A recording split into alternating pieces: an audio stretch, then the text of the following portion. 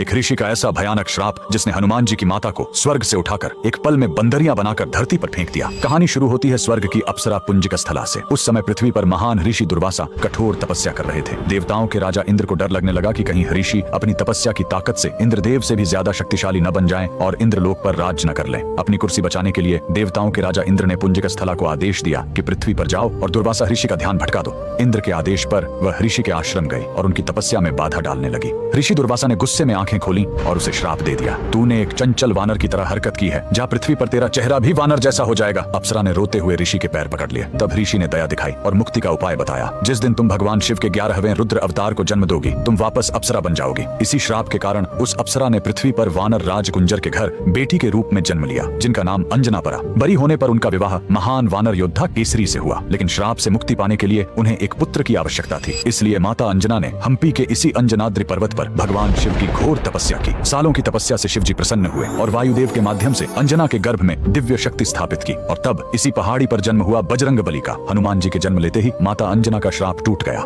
आज कर्नाटक के हम्पी में स्थित यह अंजनाद्रि पर्वत इस पूरी घटना के गवाह है। 575 सीढ़ियां चढ़कर आज भी भक्त उस पवित्र जन्म स्थान के दर्शन करने आते हैं। पवन पुत्र हनुमान के लिए कमेंट्स में जय बजरंगबली जरूर लिखें।